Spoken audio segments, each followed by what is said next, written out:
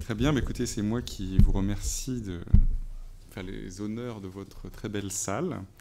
Donc je vais essayer d'être à la hauteur des lieux et de la majesté des lieux pour vous parler des résidences royales et aristocratiques au Moyen Âge. Et vous dire tout de suite que c'est un sujet un peu compliqué parce que on est à la fois certain que Paris était une ville de cour, et donc une ville de cour brillante même avant 1420. Et en même temps, il y a un trou au XVe siècle, lorsque la cour se déplace sur la Loire, elle abandonne tous ces hôtels magnifiques qui tombent en ruine. Et lorsque le roi revient au XVIe siècle à Paris, tout est en ruine, tout est démodé, c'est gothique, c'est moche. Et donc, soit ces hôtels sont lotis, donc rendus à l'habitation civile ordinaire, soit ils sont transformés, comme le Louvre par exemple, et donc rendus méconnaissables. Donc on ne sait plus très bien quelle était l'apparence médiévale. Donc il y a un paradoxe un petit peu frustrant, un petit excitant en même temps, mais il faut faire avec. Et c'est la raison pour laquelle je ne vais pas traiter de cette question sous l'angle formel. D'autre part, ce n'est pas tellement mes compétences non plus, parce que je suis historien et pas historien de l'art, mais même pour les historiens de l'art, c'est difficile de tenir un discours très, très construit là-dessus, parce qu'il manque beaucoup de matériel. Il y a eu néanmoins une exposition aux Archives nationales il y a quelques années qui faisait le point sur la question. Et donc il n'y avait pas lieu de reprendre ça. Donc ce dont je vais parler ce soir, c'est plutôt des rapports entre les résidences aristocratiques et la ville, leur place dans la ville, leur rapport avec la ville, comment elles sont utilisées pour autant qu'on puisse le savoir. Avec une autre question qui est celui des rapports entre les hôtels royaux et princiers. Est-ce qu'ils s'installent au même moment? Est-ce qu'ils se ressemblent? Est-ce qu'il y a un mode de vie commun? Et puis aussi, quels sont leurs rapports avec leur environnement urbain? Alors je vais commencer par les hôtels royaux parce qu'il y en a beaucoup moins et ils sont beaucoup plus connus du fait qu'ils appartenaient au roi. Et après, je mettrai en regard ce que l'on sait sur les hôtels princiers ou, enfin, je définirai plus tard l'objet. Qu'est-ce que j'entends par hôtel princier? Alors, les résidences royales. Il faudrait peut-être que je mette aussi mon PowerPoint, ce serait mieux, si vous permettez. Voilà, voilà. Donc les résidences royales, eh bien la première, la plus ancienne, c'est le palais de la Cité, dont la première, alors le palais de la Cité a une occupation antique bien sûr, mais enfin la première mention historique d'un palais royal, c'est seulement au XIe siècle, Robert le Pieux construit ou reconstruit le palais du roi. Donc on peut considérer pour nous que c'est le début, début du XIe siècle, le palais du roi à la pointe de la Cité, dont on ne sait rien, à part qu'il construit le palais du roi. En revanche, on sait qu'au XIIe siècle apparaît une grosse tour, qui a un gros donjon rond, qui est là pour donc défendre les bâtiments autour. Mais on ne sait pas, et on sait aussi qu'il y a un logis à l'ouest, mais on ne sait pas exactement à quoi il ressemble. Et une chapelle qui a disparu, puisqu'elle est ensuite recouverte par la Sainte-Chapelle. Donc vous voyez un embryon de palais avec un logis, un jardin, la salle du roi, bon, qui est la matrice en fait du palais qui est beaucoup mieux connu pour le XIIIe siècle, avec, par ordre chronologique, si vous voulez, la Sainte-Chapelle de Saint-Louis, donc c'est son apport au palais, donc toujours visible. Le fondateur, si vous voulez, de ce palais médiéval, c'est Philippe le Bel, qui, à la fin du XIIIe siècle, va l'agrandir considérablement. Si je reviens en arrière, vous regardez, vous voyez, il a dilaté énormément l'espace palatial, en particulier au nord, en construisant des bâtiments administratifs qui sont là pour loger l'État naissant, enfin, l'administration qui commence à se développer, qui avait commencé déjà sous Saint-Louis, mais justement, là, il y a un moment où elle manque de place, qui construit aussi, Philippe le Bel, les grands degrés devant le logis royal, qui développe le logis royal, puis il y a les jardins derrière. Si vous voulez voir une vue classique, mais je la rappelle, donc c'est le même palais, mais vu depuis la pointe occidentale, donc le jardin ici, Vous avez la Sainte-Chapelle à droite. Ici, c'est toute la façade du logis royal. Ici, vous avez les deux pignons de la salle, la grande salle, en fait, la salle d'apparat, la salle polyvalente, parce que c'est à la fois pour les fêtes et aussi pour les cérémonies royales de toutes sortes. Le donjon du XIIe siècle que j'évoquais tout à l'heure. Et ici, les tours de la conciergerie, donc ça date de Saint-Louis. Et à la fin, les derniers ajouts en fait, à ce palais, c'est la tour de l'horloge par Jean le Bon, au milieu du XIVe siècle, qui va donc ajouter la tour de l'horloge et un logis autour, et qui va aussi surélever le logis royal pour augmenter l'espace habitable dans la cité. Donc ça, c'était pour le palais de la Cité, bref rappel. Deuxième demeure royale célèbre, le Louvre, qui au départ, évidemment, n'est pas une demeure, mais une forteresse, à l'époque de Philippe Auguste, dont la maquette rend assez bien le caractère strict. C'est donc un gros donjon entouré d'une courtine, avec 2 logis pour la garnison au sud et à l'ouest. Et c'est tout à l'époque de Philippe Auguste, donc pas une résidence. En revanche, à partir de Saint-Louis, apparaît une chapelle, une salle du roi, donc des indices qui laissent penser que le lieu est occupé. Et surtout, il est très occupé sous Philippe le Bel, parce que justement, les travaux durent 10 ans dans la cité, et donc il faut déménager. Et où va-t-il loger ? Eh bien, il va loger au Louvre. Donc à partir de 1300, on peut dire que le Louvre est une résidence, et qu'elle est aménagée pour être habitable. Et la troisième étape, c'est Charles V qui transforme cette résidence qui était assez martiale, il faut bien le dire, probablement assez inconfortable, en palais, avec donc cette célèbre miniature des frères Limbourg dans les régisseurs du duc de Berry, qui vous montre donc les ouvertures qui sont pratiquées dans les murs. Aussi, on double les tours avec des petites tourelles à l'intérieur, on rend la forteresse plus attrayante. Alors, Charles V, vous le savez, est un moment fondateur pour notre question, puisque non seulement il hérite du Palais de la Cité, non seulement il transforme le Louvre, mais en plus, il crée un nouveau logis à l'est de Paris, qui est l'hôtel Saint-Paul. Et c'est un logis original dans la mesure où c'est un habitat civil qui est très différent des 2 précédents.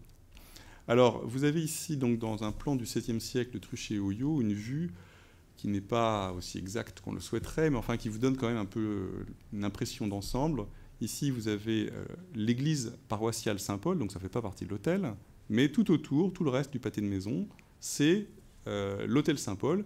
Et les textes montrent que cette représentation est à peu près fiable. Celle-ci et celle-là sont divergentes dans le détail, mais concordantes sur le principe. C'est en fait un assemblage de maisons civiles reliées par des galeries, des couloirs.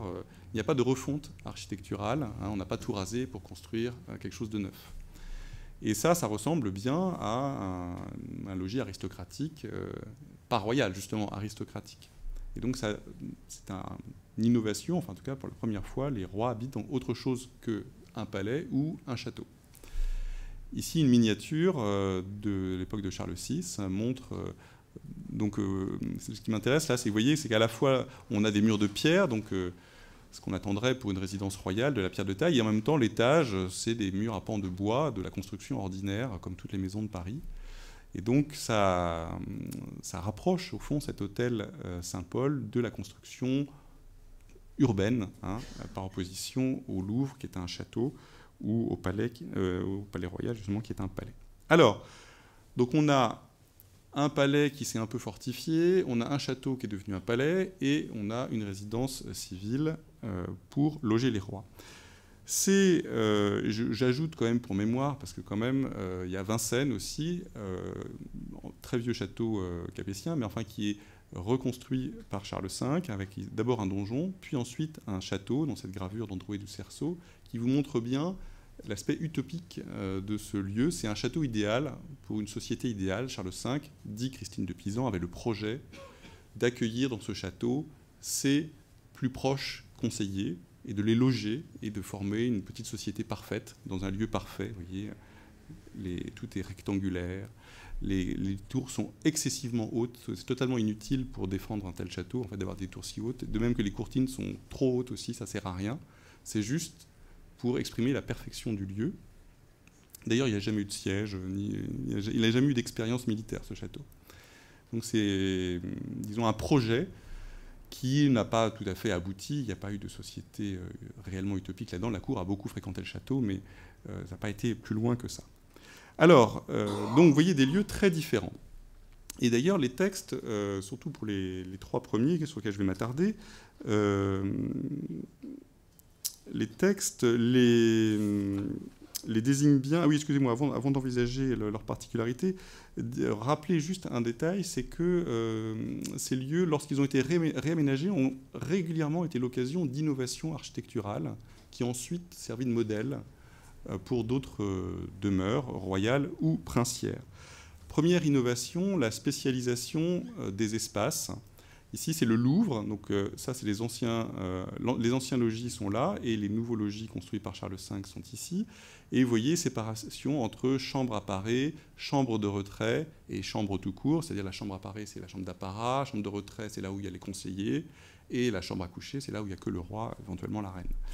Et donc, il y a une dissociation de la personne publique de la personne privée. Donc, on voit apparaître ça au XIVe siècle dans les appartements royaux. On voit aussi une scénarisation du pouvoir avec les grands degrés. Hein. Là, c'est les grands degrés du palais, mais le Louvre aussi a un escalier à vis ajouré qui montre le roi lorsqu'il rentre solennellement chez lui. Donc, c'est l'occasion de manifester la majesté du roi en circulation, en quelque sorte.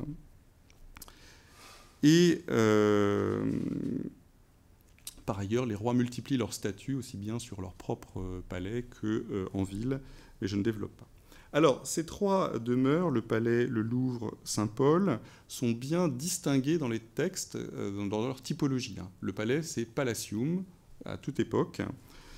Le Louvre, c'est un castrum, donc un château, il n'y a pas de doute. Même après qu'il ait été remanié par Charles V, il reste castrum. Et d'ailleurs, c'est le seul endroit qui soit réellement sécurisé, c'est-à-dire que lorsque on a un trésor à mettre, un prisonnier dont on ne veut pas que quelqu'un d'autre le fasse évader, ou une reine qui va accoucher dont on n'est pas sûr que la succession soit bien établie, eh bien, ça se passe au Louvre, parce que là, on peut réellement fermer les portes. Alors que les autres, le palais de la Cité a l'apparence une apparence fortifiée, mais elle n'est pas, c'est pas un palais, c'est une passoire, si vous voulez. Donc on peut pas, ils n'ont pas la même valeur de ce point de vue-là.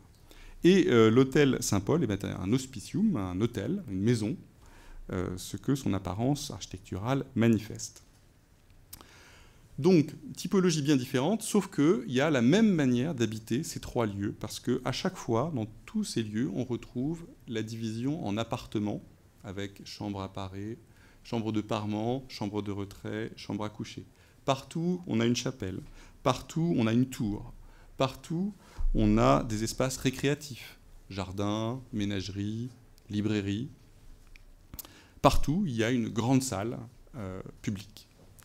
Simplement, et partout, il y a des escaliers monumentaux ou des lieux où les cortèges royaux peuvent se déployer. Sauf qu'il y a évidemment donc la typologie est la même, mais après il y a des hiérarchies. Si je prends juste l'exemple de la grande salle du palais fait 70 mètres de long. On peut encore apprécier les volumes dans la salle des pas perdus actuelle du palais de justice. C'est le même espace en fait. En revanche, au Louvre, elle ne fait que 30 mètres de long, et à Saint-Paul, elle fait 15 mètres de long. Ce qui vous donne l'idée ces proportions expriment en quelque sorte la valeur de chaque résidence du point de vue des grandes cérémonies. La liturgie royale, évidemment, il vaut mieux la faire au palais. Il y a plus de place qu'à Saint-Paul. Mais néanmoins, la typologie des espaces est la même. Et puis, après Charles VI, plus rien, parce que les rois sont sur la Loire. Et donc, tout ça va se dégrader progressivement dans la deuxième moitié du XVe siècle. Alors, ces lieux, alors ça, ce sont les lieux. Reste à savoir ce qu'on en fait. Et c'est ça le grand problème, c'est comment sont-ils réellement habités. Car on peut avoir de belles maisons et ne jamais y venir. Surtout les rois qui héritent d'un parc immobilier considérable. Donc c'est une vraie question de savoir est-ce qu'ils y vont, est-ce qu'ils y vont pas. Et là, il faut s'intéresser aux itinéraires. Enfin, c'est un peu un biais, en tout cas, un moyen d'en savoir plus. Alors, si on regarde les itinéraires, alors je vous explique dans une seconde ce que c'est que cette étrange représentation. qu'est-ce qu'on voit? Eh bien, on voit que tous les rois du XIIe au XVe siècle, enfin jusqu'à ce qu'ils partent sur la Loire, tous les rois sont des rois franciliens, c'est-à-dire qu'ils passent 80 à 90% de leur temps dans un périmètre très réduit autour de Paris. Alors là, ce que j'ai fait sur cette image, c'est que, grâce à une petite moulinette informatique dont je vous passe les détails, on peut créer des zones de densité, c'est-à-dire que chaque lieu a un nombre d'occurrences, et plus un nombre d'occurrences est élevé, évidemment, plus la densité s'accroît, et elle s'accroît d'autant plus qu'un autre lieu à forte densité est proche. D'accord ? Donc ce n'est pas forcément des points, c'est des zones que ça dessine. Et en vert, vous avez l'espace de Saint-Louis au XIIIe siècle, et en rouge, l'espace de Charles VI au début du XVe siècle, ou fin du XIVe. Donc, vous voyez, vraiment les rois un peu aux deux extrémités de la période. Le premier est saint, le deuxième est fou, enfin, ils sont très différents. Et pourtant, c'est exactement le même espace qui se dessine. En gros, vous voyez l'axe de la Seine, entre, on va dire, Poissy, Saint-Germain, Paris, Melun, vous voyez, l'axe de la Seine, et donc c'est des résidences qui sont sur cet axe-là. Et l'axe de l'Oise, entre Compiègne, Maubuisson, et après, alors ici, j'ai plus en tête lequel c'est, mais c'est toujours sur l'Oise que ça se passe. Et dans un périmètre de 20-30 km, en fait. Et les pics, eh bien, vous voyez que, évidemment, d'un roi à l'autre, après, chacun a ses goûts, et donc il y en a qui vont plus ou moins à Compiègne, plus ou moins à Poissy, plus ou moins à Melun, mais néanmoins, c'est toujours aux mêmes endroits qu'ils vont. D'accord ? Donc il y a très forte stabilité, et on peut faire ça pour tous les rois, c'est la même carte à chaque fois. Très forte stabilité francilienne.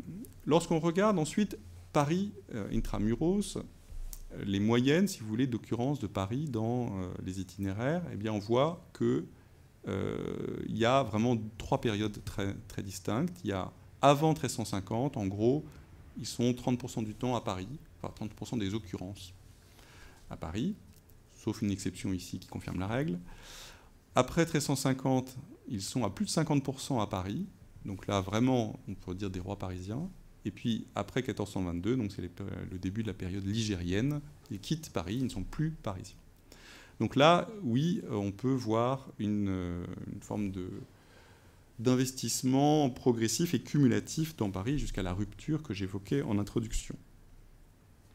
Sauf que, si on regarde de plus près, on voit qu'il n'y a pas vraiment de corrélation entre les grands travaux architecturaux et la présence du roi. Par exemple, Saint-Louis, le premier roi, là, il a fait la Sainte-Chapelle, et puis c'est à son époque, j'y reviendrai, que les princes s'installent dans la ville. Vous voyez que c'est pas pour ça qu'il est plus présent à Paris.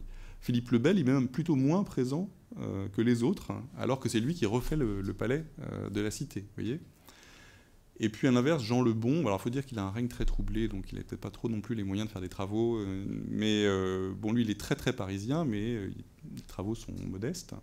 Charles V, bon, il l'a souvent, et c'est lui qui fait tout le travail, et son fils, il profite, mais il ne construit plus rien, puisque tout a été fait.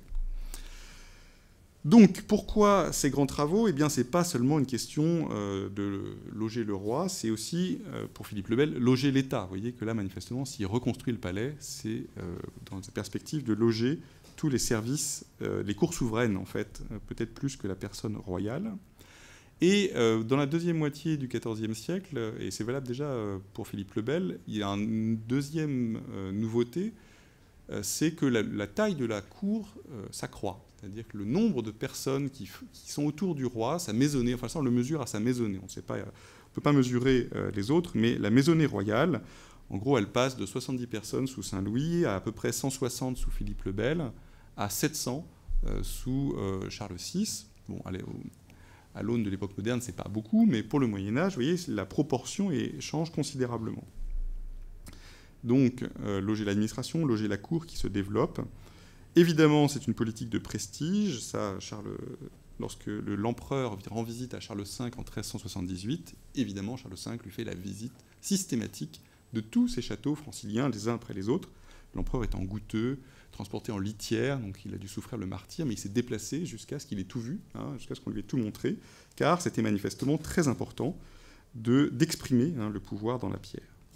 Et il y a un dernier point qu'il faut noter, c'est qu'il y a aussi un changement de regard sous le règne de Charles V, changement de regard des rois sur la ville, c'est-à-dire qu'ils n'ont plus le même rapport à la ville. Et ça, on le voit à quelques indices. Par exemple, Charles V invente la noblesse de cloche pour Paris, hein, l'anoblissement, un privilège, si vous voulez, que les bourgeois de Paris partageraient certains privilèges avec les nobles, par exemple pouvoir porter des éperons dorés et surtout être exemptés de taxes de francs-fief. C'était surtout ça l'enjeu en vrai, mais il y a aussi des privilèges formels qui vont avec. C'est aussi à cette époque-là que Paris rentre dans la mythologie royale.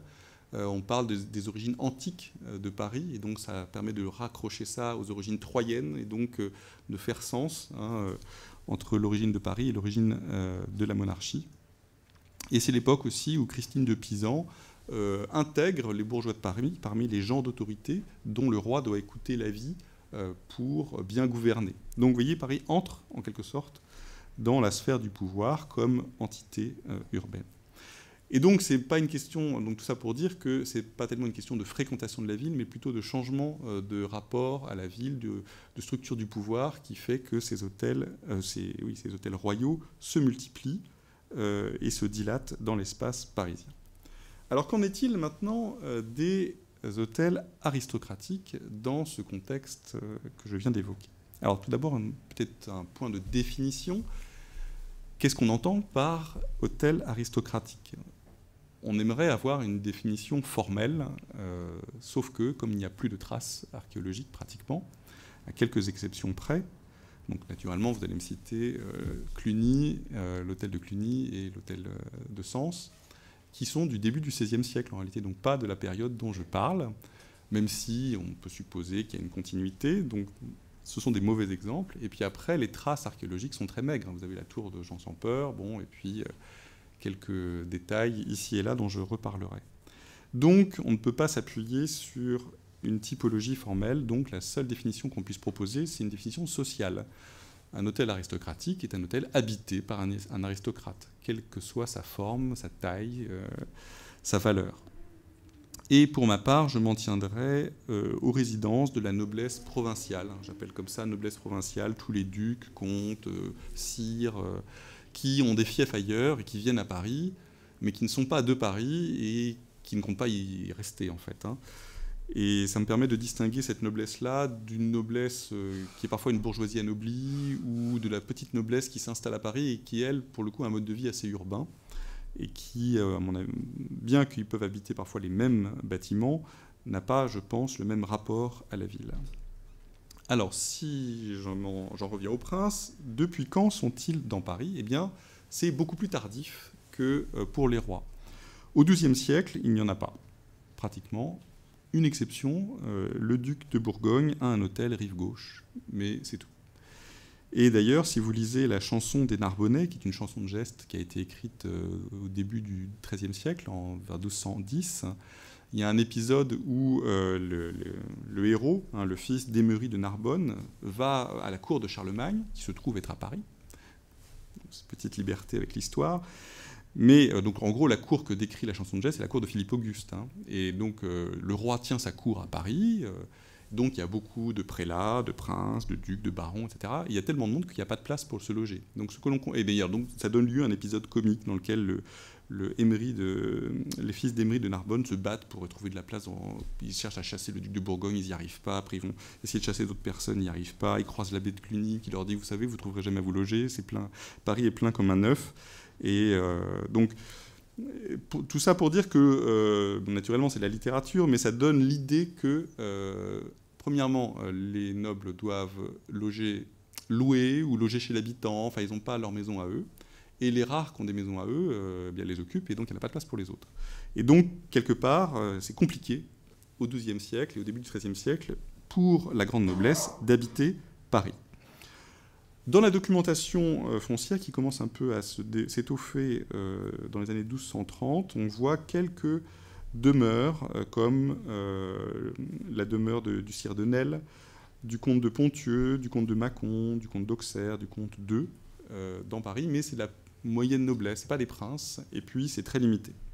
En fait, les princes arrivent seulement dans la deuxième moitié du règne de Saint-Louis, au retour de la croisade, un moment fondateur.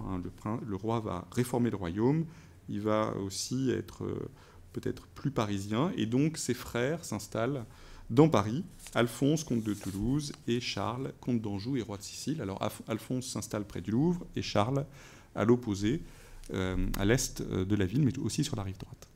Et puis on voit aussi arriver les comtes de Champagne.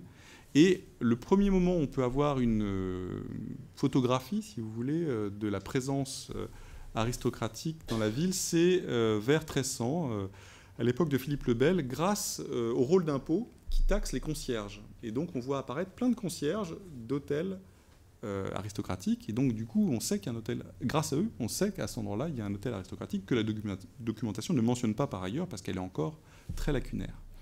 Et donc, si je regarde les hôtels laïques, vous voyez, 42, on passe en gros de 10 à 42 entre avant et après Saint-Louis. 42, dont 23 ducs, comtes et 23 princes, si vous voulez. Et la deuxième étape, c'est le règne de Charles VI. Si je fais le fin 14e, là, on double, hein, on passe à peu près 80. Probablement, il y en a plus d'ailleurs, mais c'est une proportion à peu près juste. Donc ils arrivent, vous voyez, nettement en retard par rapport aux rois. On va dire qu'ils arrivent fin 13e, surtout au 14e siècle. Alors que les rois n'ont pas changé leurs habitudes par rapport à Paris. Vous voyez qu'eux, ils sont franciliens depuis les origines. Donc pourquoi les princes arriveraient-ils plus tard? Eh bien, évidemment, parce que le rapport de force entre eux a changé. C'est-à-dire qu'on peut se permettre d'ignorer le roi au XIIe, on ne peut plus se permettre de l'ignorer au fin 13e et encore moins au 14e siècle. Les progrès de la souveraineté royale sont tels que si on veut maintenir son rang et espérer avoir des charges, des fiefs, des revenus, des épouses, des gendres, etc., il faut fréquenter la cour. Et donc, il y a une nécessité politique de fréquenter la cour. Il y a aussi une nécessité administrative, puisque c'est là que se trouve le Parlement de Paris. Le Parlement est une justice d'appel pour tout le royaume, mais pour les princes, c'est leur tribunal, en fait. Donc quand ils ont un problème, ils ne vont pas faire appel au bailli local, ils vont directement au Parlement, c'est-à-dire à Paris. Bah donc il faut bien se loger, parfois les procès sont longs. Donc c'est deux raisons d'investir la ville, mais d'investir avec retard.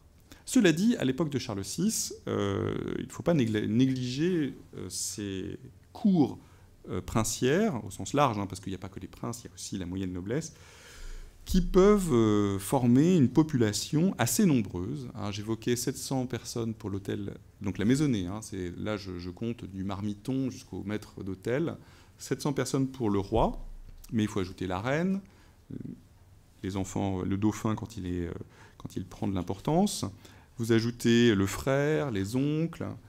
Alors le roi c'est 700, les oncles, le frère c'est à peu près 250, mais il y en a plusieurs. Et puis, après, il y a les princes de moins d'importance. Et donc, on a pu estimer, peut-être, est-ce un maximum, mais on a pu estimer à peu près à 10 000 personnes le nombre de gens qui émargent, à un moment ou à un autre, à un hôtel princier et qui, donc, passent à Paris. 10 000 personnes, donc c'est considérable. C'est la taille d'une ville médiévale. C'est une petite ville médiévale, en fait. 10 000 personnes, c'est la taille de Saint-Denis, par exemple, au Moyen-Âge. 10 000 habitants.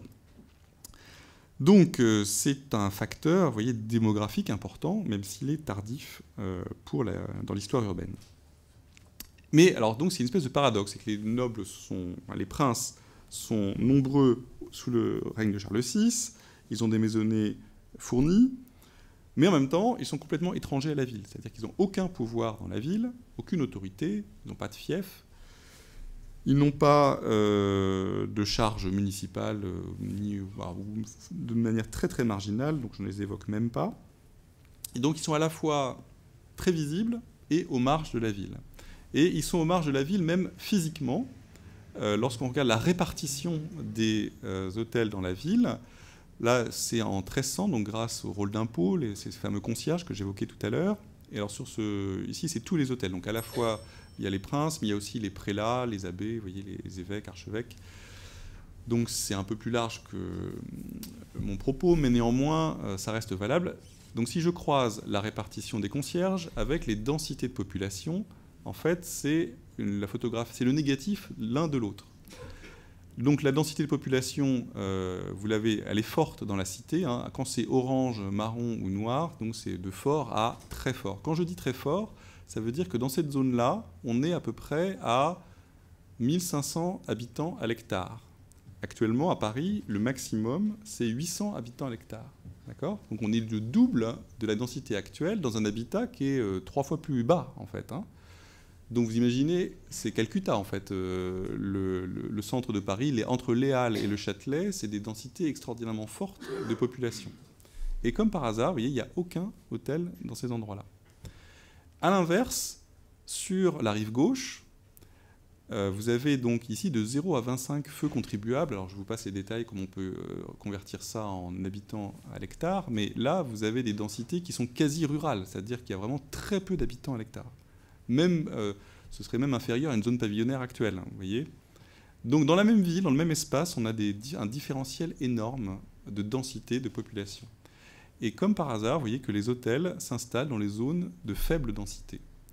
Pour une raison simple, c'est que comme les princes arrivent après coup, donc ils doivent bien acheter des terrains. Ils ont besoin de place.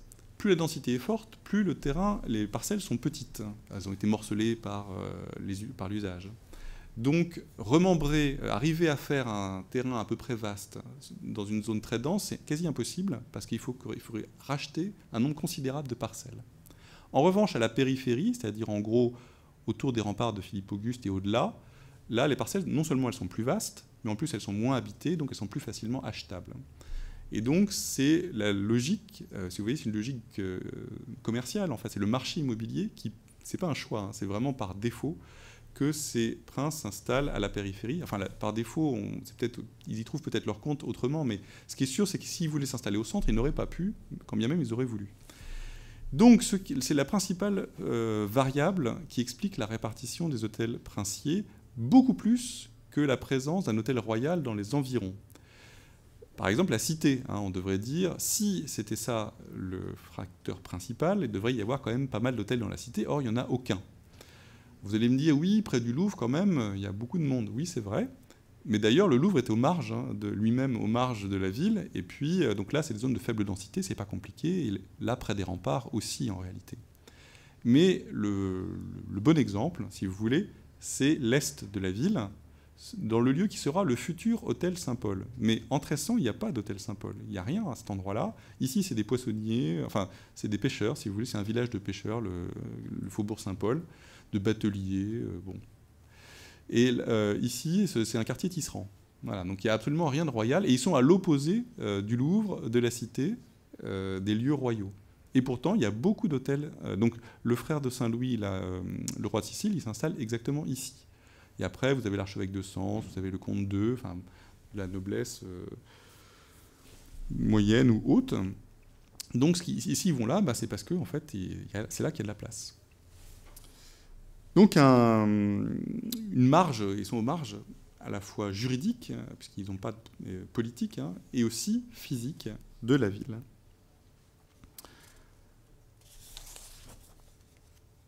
Alors, un mot sur comment se... Ah oui, alors je vais vous montrer la carte en 1400. En 1400, on a plus de précision dans les documents, donc on peut avoir une idée des surfaces. En 1300, je mets des points parce qu'on ne sait pas la surface.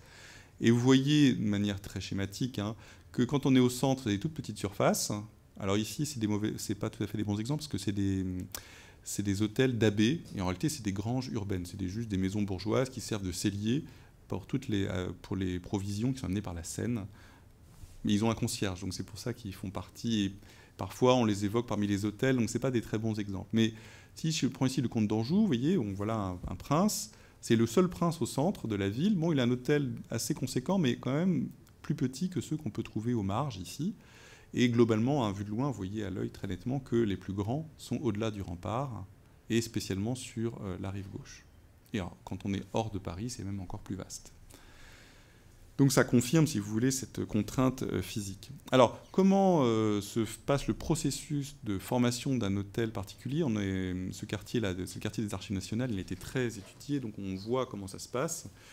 Eh bien, assez fréquemment, en fait, ce ne sont pas les princes qui font du remembrement urbain, ils confient ça à un courtier, ou bien un courtier a la bonne idée d'anticiper une demande et de lui-même il va racheter des terrains et ensuite il vend en bloc à un prince. Donc il y a presque toujours un embryon, un noyau assez large déjà, un noyau foncier si vous voulez conséquent, et ensuite le prince va l'agrandir éventuellement, compléter si vous voulez, mais ce n'est pas lui qui fait le travail.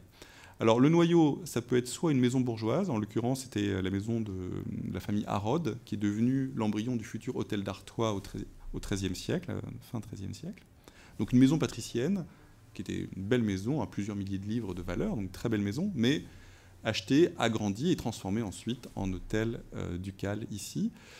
Ou alors, ça peut être, ici, c'est des parcelles de tisserands ou de foulons qui ont été rachetées et vendues ensuite en bloc à un prince.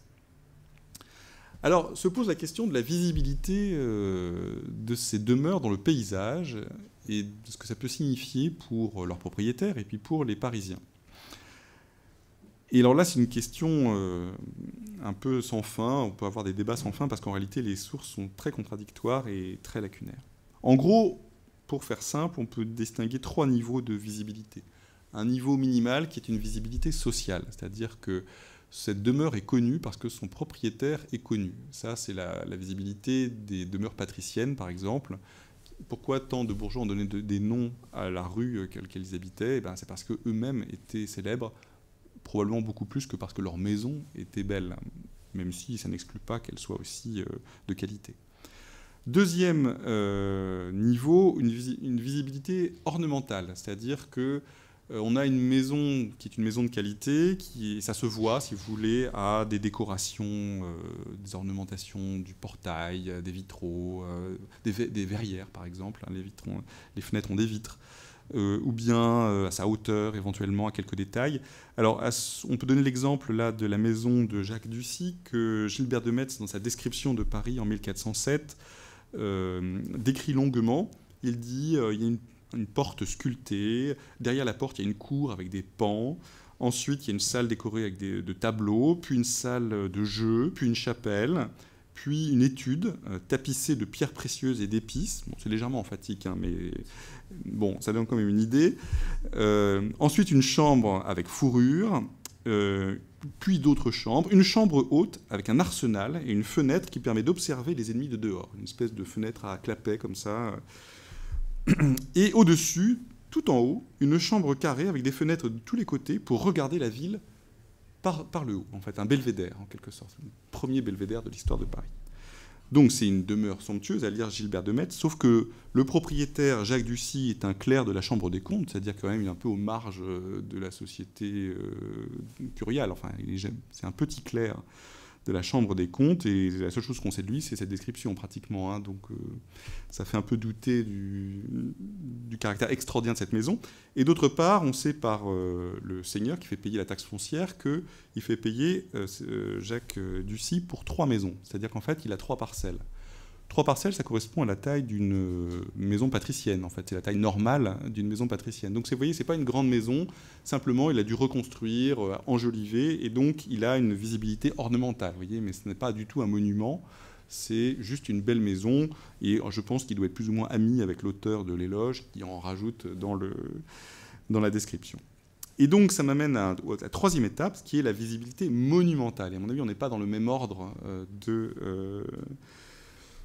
de construction, même si la typologie formelle est la même. Hein. On retrouve une chapelle, on retrouve une cour, on retrouve un portail orné, on retrouve une tour. C'est tout pareil, mais en plus grand. Et ça change tout, en fait. Vous voyez, donc c'est pas seulement une question de type, hein, mais aussi de proportion.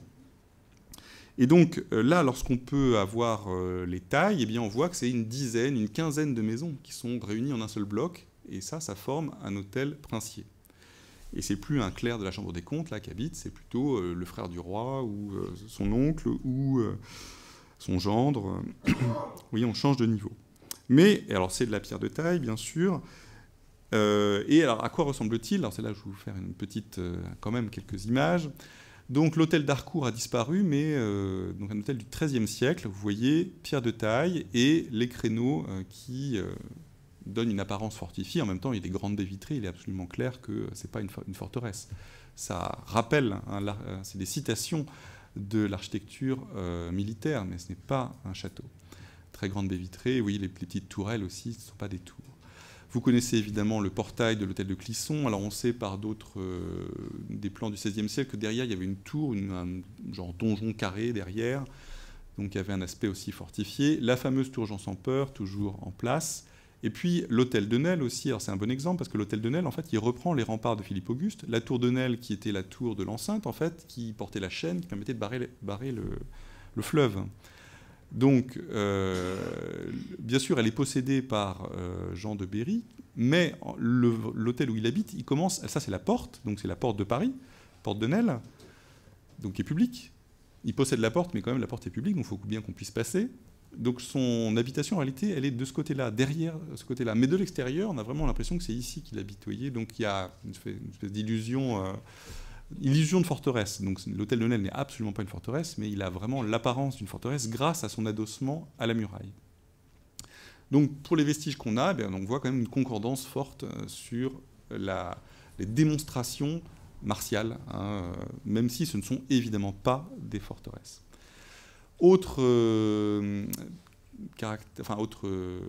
type propre, qui peut caractériser l'hôtel princier, la tour escalier, appelée un brillant avenir à l'époque moderne, comme vous le savez, mais qui est inventée pour le Louvre de Charles V. Comme il n'y a pas d'espace pour faire des grands degrés, on va faire une tour hors d'œuvre et on va l'ajourer pour qu'on puisse voir le roi monter chez lui. Eh bien, le Louis d'Orléans, donc le frère de Charles VI, fait la même chose dans l'hôtel du Prévost, qu'il rachète à la fin du XIVe siècle. Et c'est donc l'état de la tour, malheureusement, au XIXe siècle, avant sa destruction. Il ne reste plus grand-chose, mais enfin, on voit un peu l'idée, hein, les fenêtres ici, et la tour hors d'œuvre. L'hôtel du Prévost que vous avez sur le plan de Truchet et Oyot, donc on ne voit pas la tour, mais vous voyez un grand porche et deux tours, ça pourrait rappeler un peu l'hôtel de Clisson, enfin, une parenté entre ces différentes bâtisses. Enfin, la galerie. Alors la galerie, il faut s'entendre, car beaucoup de maisons ont des galeries, y compris des maisons bourgeoises.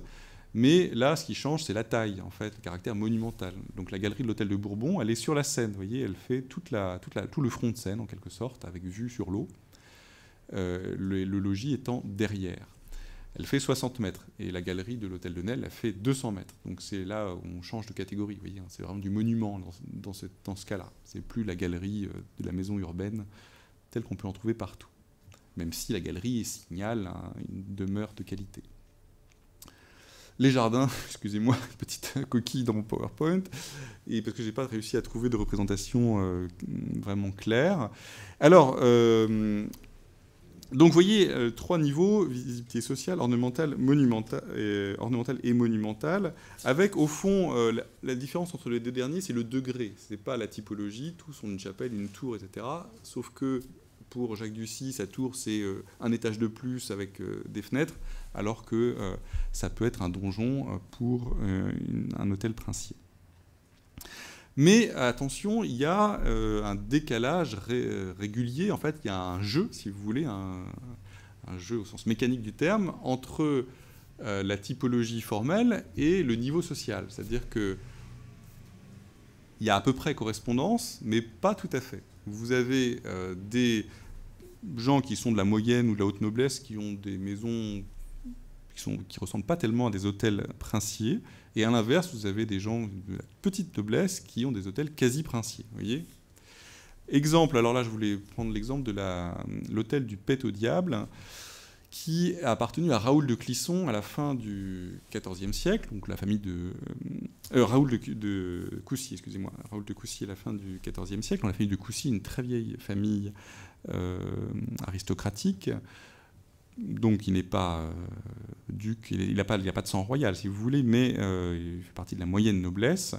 Et la maison qu'il habite dans Paris n'est pas extraordinaire. C'est une belle maison. Il y a cette tour, alors on a cette coupe de la fin du XVIIIe siècle qui vous montre, donc il y a des caves voûtées, hein, même des voûtes sur 4 étages, une tour assez large. Et j'avais pris un plan qui a sauté dans mon... mais cette tour, elle fait à peu près... elle n'est pas si grosse que ça. Enfin, l'image, là, elle a tendance un peu à la survaloriser. Et surtout, elle est au milieu de l'îlot, donc je ne suis pas certain qu'on la voit beaucoup de l'extérieur. Et il y a une cour, mais il n'y a pas de jardin, parce que l'emprise au sol est modeste. Et donc, vous voyez, c'est une demeure à la fois remarquable, et en même temps, ça n'a rien à voir avec un hôtel princier tel qu'on a pu les évoquer tout à l'heure. Et à l'inverse, vous avez... Ouh là là, il m'en manque, je suis désolé. Il me manque des images qui ont sauté, je ne comprends pas pourquoi. À l'inverse, Vous avez, je vais la retrouver ici, ne vous inquiétez pas. À l'inverse, vous avez des conseillers du roi, des maîtres d'hôtel. Par exemple, ici, l'hôtel Barbette, avant d'appartenir à la reine, en réalité, Isabeau de Bavière, il appartenait à Jean de Montaigu, qui était chevalier, seigneur de Marcoussis et conseiller du roi Charles VI. Juste à côté, donc vous voyez une taille considérable, et puis ensuite ça appartient à la reine, et la reine elle y reste. Donc c'est quand même là, il avait changé de catégorie sur le plan architectural. Il vivait au-dessus de son niveau social. Ce qui est aussi vrai pour les hôtels voisins de Bureau de la Rivière ou de Jean Le Mercier. Bureau de la Rivière, c'est le chambellan et conseiller du roi, et Jean Le Mercier, c'est son maître d'hôtel. Et donc vous voyez des gens qui... mais en revanche, ils sont au sommet du pouvoir. C'est-à-dire que c'est le conseiller intime de Charles VI, c'est eux qui font la pluie et le beau temps au début du règne personnel de Charles VI. Et donc, ils expriment, si vous voulez, leur position politique par ces bâtiments qui ont totalement disparu. On ne sait pas trop à quoi ils ressemblaient, mais leur taille laisse supposer qu'ils avaient, en tout cas, l'ampleur, l'envergure d'hôtels princiers. Mais ce n'étaient pas des princes. Vous voyez, donc il y a du jeu dans les deux sens. Des gens qui veulent habiter plus haut que leur niveau social et d'autres que ça indiffère à peu près. Vous voyez, l'hôtel du Pet au Diable, il est ici, c'est un tout petit hôtel par rapport. Hein. Et l'hôtel de Duguay-Clin, il est par là, c'est un tout petit hôtel aussi. Donc, vous voyez, c'est une question d'investissement aussi personnel de son rapport à la ville. On exprime des choses différentes. Pour Duguay-Clin, c'est un pied-à-terre, il n'en fait pas grand cas, il n'en fait pas un hôtel particulier, alors que eux, ils expriment leur position politique.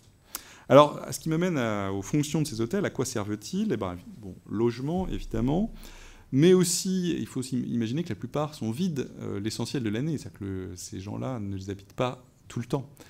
Donc, ils ont un peu une fonction d'ambassade, si vous voulez. C'est-à-dire que le propriétaire n'est pas là, mais il laisse un concierge, évidemment, mais il laisse aussi, en général, un avocat, un procureur, qui va suivre les affaires au Parlement, gérer les affaires du maître, vous voyez, à la ville, dans la capitale. Et puis, évidemment, dans les cas que j'ai évoqués dernièrement, et puis pour les plus ambitieux, c'est une affaire de prestige, où on affiche ou son rang, ou ses ambitions, dans la pierre.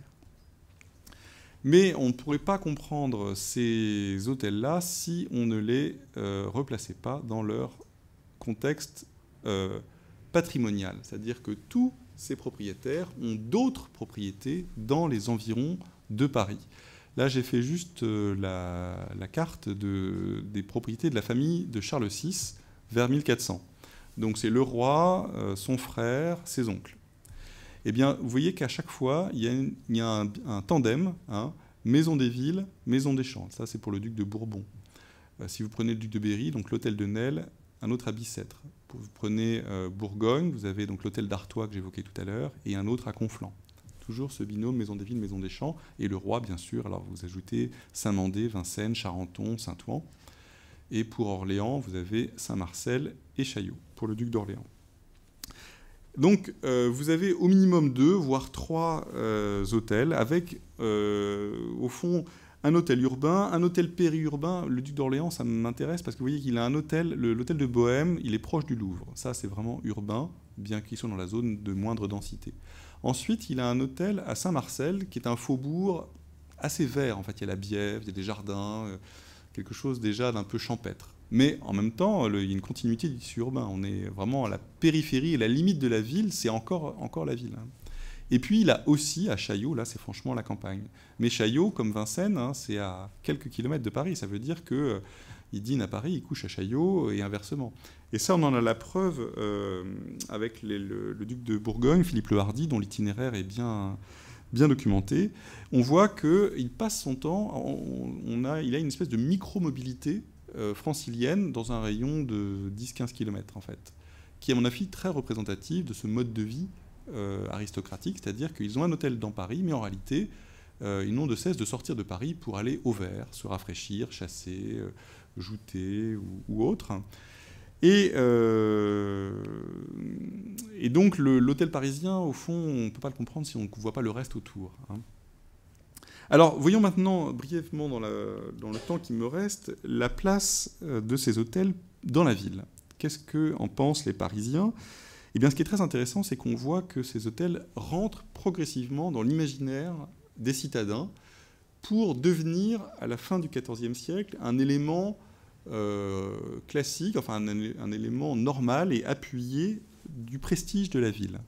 Dans les éloges de la ville, jamais on ne parle des hôtels. Au XIIe siècle, la chanson des Narbonnais dit « Ah, les bateaux sur la Seine, le nombre d'habitants, la richesse de la ville, le roi, le palais du roi, tout ça formidable. » Et rien sur, évidemment, la résidence aristocratique. Et au XIIIe siècle, Guy de Bazoches non plus n'en parle pas. Première mention d'hôtel aristocratique comme élément valorisant pour la ville, l'éloge de Jean de Gendin en 1323. Mais ça tient en une phrase, il dit il y a beaucoup de beaux hôtels. Point. On ne sait pas plus. Et donc c'est seulement en 1407 qu'on a une liste d'une vingtaine d'hôtels, plus des maisons remarquables comme celle de Jacques Ducy que j'évoquais tout à l'heure, dans la description de Paris de Gilbert de Metz, qui est un éloge de la ville. Et donc là, on voit bien que la ville est entrée dans l'imaginaire des Parisiens, enfin que les hôtels sont entrés dans l'imaginaire des Parisiens comme un élément valorisant pour eux, pour la ville. Et il y a un autre élément aussi, c'est qu'au même moment qu'il y a cette description de Paris par Gilbert de Metz, il y a pas mal d'attestations dans d'autres œuvres de l'importance de la cour pour la ville, mais l'importance économique de la cour, une espèce d'analyse économique en disant quand même, heureusement qu'il y a la cour à Paris, ça participe du dynamisme de la ville. Et je vous donne juste un exemple, c'est un extrait du quadriloge invectif d'Alain Chartier, qui est un débat entre un chevalier, un prêtre et le peuple. C'est des allégories, en fait, c'est le chevalier, le peuple, le clerc, qui chacun accuse les autres de la ruine du royaume. C'est au moment de l'occupation anglaise, la monarchie française a touché le fond, et donc chacun rejette sur l'autre la responsabilité. Alors évidemment, le peuple dit au chevalier « Tu m'as écrasé d'impôts, je suis ruiné ». Et le chevalier répond au peuple « Tu parles aussi de gaspillage et d'épuisement des finances, ce dont il ne m'appartient guère de répondre, car le profit n'a pas été le mien. Chacun sait bien que la cité qui surpasse toutes les autres, comprenez Paris, a englouti tout cet argent des impôts dont tu viens de parler, et que le peuple qui l'habite a absorbé et recueilli le fruit du labeur et des bénéfices des autres parties du royaume, ainsi que les dernières économies des nobles. Autrement dit, l'impôt royal qui finançait la guerre, en réalité, a servi à ponctionner toutes les richesses, tout le capital de la province, pour le concentrer à Paris, pour le dépenser pour faire la fête. C'est ça ce que dit le chevalier. Et c'est pas complètement faux, en fait, parce que effectivement, pourquoi il y a cette... Alors, vous allez dire, en même temps, des princes, il y en a déjà sous Philippe le Bel, et pourtant personne ne dit que la cour a une importance dans l'économie dans les années 1300. Donc pourquoi, en 1400, il y a cette prise de conscience? Alors, il y a à la fois un effet structurel et un effet de conjoncture. L'effet structurel, c'est qu'il faut bien comprendre que la cour a une importance... À partir du moment où elle s'étoffe, c'est-à-dire qu'il y a le roi plus des princes, elle a forcément un impact sur l'économie urbaine, parce que Paris, c'est la seule ville que les rois fréquentent. Certes, ils n'y sont que 30% du temps, mais les 70% du temps qui restent, ils sont dans des petits villages de campagne. Autrement dit, c'est pas là qu'ils vont se fournir en orfèvrerie, en tapisserie, en sel, en armurerie, ou tout simplement même en provisions. Donc, lorsqu'il y a besoin d'acheter quelque chose, c'est forcément à Paris que ça se passe. Donc là, et ça, c'est structurel, c'est du XIIe au XVe, jusqu'à ce qu'ils partent sur la Loire. Et puis après, il y a un effet de conjoncture à la fin du XIVe siècle, avec un effet de ciseau, si vous voulez, d'évolution divergente de divers facteurs. Vous avez vu dans le graphique précédent que, si j'y reviens rapidement, les rois sont 2 fois plus présents dans la deuxième moitié du XIVe siècle que dans la première moitié. Donc ils doublent leur présence. Les dépenses de l'hôtel triplent. C'est-à-dire que le budget du roi en 1400, c'est à peu près, enfin ça peut aller jusqu'à 165 000 livres de dépenses en une année, ce qui est considérable par rapport, c'est 3 fois plus que ce qu'il y avait précédemment. Et dans le même temps, la population de la ville a été divisée par 2. Donc le poids relatif de la cour, si vous voulez, a décuplé dans l'organisme urbain, ce qui explique que tout à coup, ça devient perceptible pour les habitants que la cour est un moteur économique nécessaire pour la ville. Alors, pour la consommation de luxe, ça va sans dire, mais aussi pour la consommation ordinaire, et aussi on peut fortement suspecter que ça a un effet sur les prix immobiliers, cet investissement patrimonial des princes, parce que si je calcule quelle est la surface occupée par ces hôtels royaux en 1400, vous savez, en 1400, on a des surfaces. Donc j'essaye de mesurer, parce qu'on peut le faire, eh bien 13% du sol intramuros est possédé est occupé, si vous voulez, par des hôtels aristocratiques, donc c'est quand même considérable. Et d'autre part, on sait que, grâce à une étude sur le marché immobilier de la rive gauche, que quand on regarde qui achète, qui vend, eh bien 22% des acteurs du marché sont des gens de cour. Donc ce sont des acteurs majeurs, en fait, de l'économie foncière de la ville. Et on peut voir cet effet sur les prix grâce...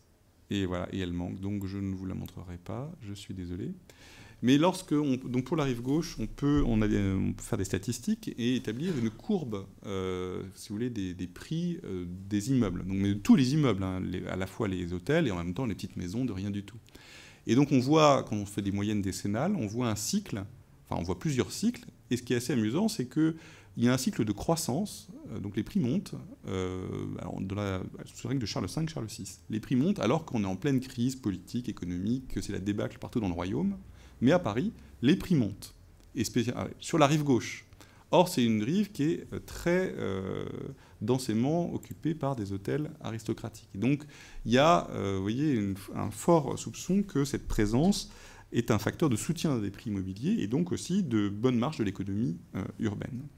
Voilà, donc je conclurai en rappelant donc quelques généralités que j'ai évoquées. D'abord, le décalage entre l'investissement du roi dans la ville et l'investissement des princes, que du coup ces princes se retrouvent aux marges de la ville, mais au cœur de son économie, finalement, et que, au bout du compte, les Parisiens sont bien contents d'avoir une cour dense et brillante pour soutenir l'économie lors de la crise de la fin du Moyen-Âge.